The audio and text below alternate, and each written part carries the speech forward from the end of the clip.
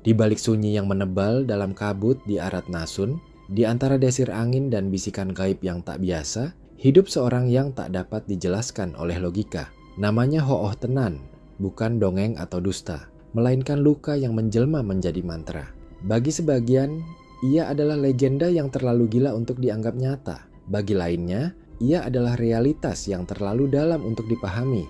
Ia tak sekadar manusia, ia adalah amukan masa lalu, luka yang menjadi jimat, suara-suara dari dimensi yang ditolak akal sehat. Ia pemilik padepokan ilmu Hiktot, ia yang melawan 7 dukun santet sendirian dan menang. Ia yang dibakar hidup-hidup dan tetap berdiri. Siapakah sebenarnya Ho'oh Tenan? Apakah ia utusan kekacauan atau sisa-sisa kearifan dunia yang telah kita buang? Ia adalah kisah yang tak diajarkan di sekolah, tak dibacakan dalam Gogol Kerve. Ia adalah batas yang dibungkam sejarah. Jika kebenaran terlalu mengguncang, mungkin Ho'oh Tenan adalah kebenaran itu sendiri. Ilmu Hiktot bukan sekadar ajaran, tapi luka yang diawetkan dalam mantra. Ho'oh Tenan tidak menemukan Hiktot. Ia dilahirkan dari retakan-retakan Hiktot itu sendiri. Sejak usia dini, ia menunjukkan gejala-gejala aneh, bicara sendiri di tengah malam, mematung di bawah hujan petir, dan menggambar simbol-simbol yang tak dikenal dalam tidur. Menurut Arthur Schopenhauer, hidup adalah penderitaan, dan kehendak buta adalah kekuatan yang mendorong kita melampaui batas nalar. Maka dalam diri Ho'oh Tenan, Hiktot bukanlah pilihan, melainkan takdir yang ditentukan oleh penderitaan terdalam dunia. Ia tidak mencari ilmu itu datang padanya sebagai tangisan dunia yang enggan didengar. Ia menyerap penderitaan itu bukan sebagai beban, tapi sebagai bahan bakar. Setiap luka menjadi aksara, setiap air mata menjadi mantra. Ia tak memilih jalan ini, jalan inilah yang memilih daging dan darahnya. Ia tidak meminta perang, tapi perang datang sebagai panggilan spiritual. 7 dukun santet, 7 aliran energi gelap bergabung untuk menumbangkan satu jiwa. Tapi Ho'oh Tenan bukan jiwa biasa. Ia adalah residu dari dendam-dendam purba. Pertempuran terjadi di wilayah yang tak tampak, di pusaran angin malam, di detak tanah, di suara jangkrik yang mendadak bisu. Menurut Heraklitus, konflik adalah asal dari segala sesuatu. Dengan melawan mereka, Ho'oh Tenan tidak menghancurkan musuh, ia menyelaraskan semesta. Ia menjadi jembatan antara kaos dan keteraturan. Ia adalah api yang tidak padam, justru karena ia terbakar. Ketika tubuhnya tercabik, jiwanya justru menyatu. Ia tidak sedang mengalahkan lawan. Ia sedang membersihkan jagat dari sisa-sisa kegelapan yang tertinggal. Dalam salah satu pengembaraannya, Ho'oh Tenan bertemu dengan makhluk yang bukan sepenuhnya manusia. Seorang nenek yang separuh tubuhnya bayangan, separuh lainnya darah beku. Nenek itu menyerangnya dengan mantra-mantra yang memanipulasi memori dan waktu. Ho'oh Tenan nyaris kehilangan kesadaran akan siapa dirinya.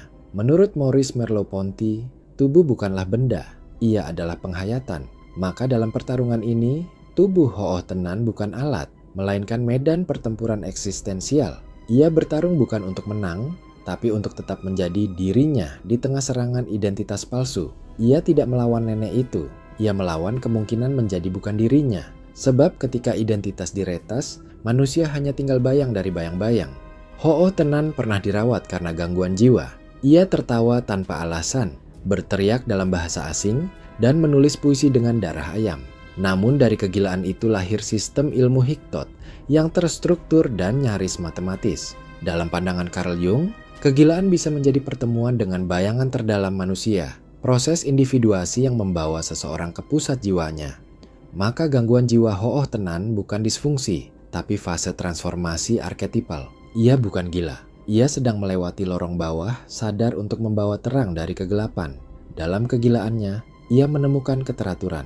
Dalam bisikan tak masuk akal, ia mendengar struktur semesta. Ia menulis rumus dengan air mata dan menjadikannya air seni. Ada masa ketika ilmu Hiktot menjadi semacam virus, menyebar ke banyak tangan, tetapi kehilangan kedalaman.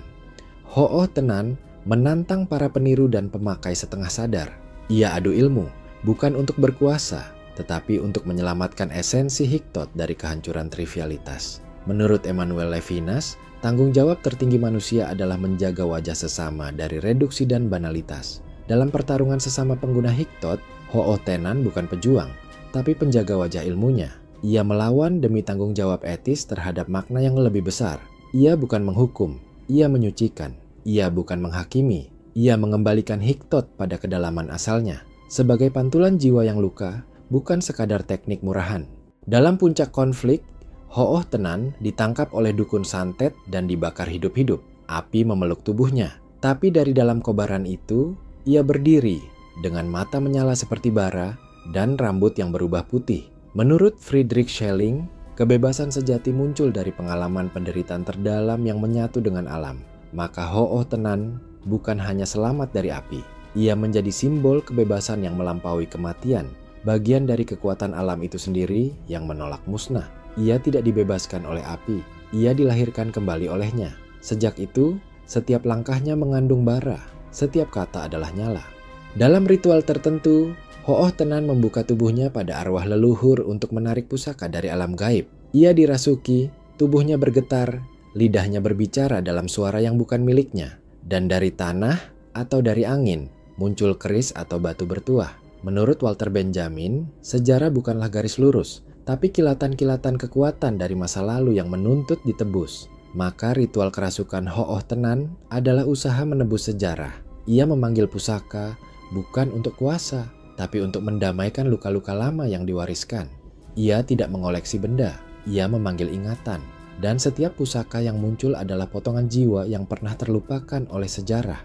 Di malam gelap, Ho'oh Tenan menghadapi entitas yang hanya disebut sebagai api terbang. Sebuah makhluk api yang melayang, membakar ladang, dan mencuri jiwa. Ia tidak melawan dengan senjata, tapi dengan mantera yang keluar dari luka di dadanya. Menurut Sigmund Freud, api bisa dilihat sebagai lambang hasrat dan represi yang tidak tersalurkan. Api terbang adalah bayangan bawah sadar dari masyarakat yang terbakar oleh penyangkalan kolektif. Ho'oh Tenan menaklukkannya bukan dengan kekuatan, tapi dengan mengakui keberadaan hasrat itu, menyalurkannya ke dalam nyala yang terkontrol. Ia menjinakkan mimpi buruk dunia dengan memeluknya. Ia adalah penjinak hasrat. Ia tak memadamkan api, ia mengajarkan dunia cara menyalakan api tanpa terbakar. Ho'oh Tenan bukan Kekemelekelono, ia bukan Asemeleke, ia luka yang berjalan.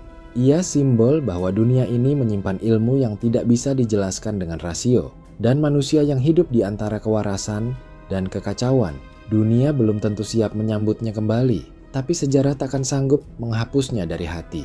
Dan saat malam yang paling gelap mendatangi, saat tak ada cahaya dan tak ada yang bernyanyi, akan terdengar suara dari arah yang sunyi, mantra yang asing, suara yang ditertawakan tapi menyembuhkan dari sepi. Itulah suara Ho'oh Tenan yang dibakar tapi tak mati, yang hilang tapi tak pernah benar-benar pergi.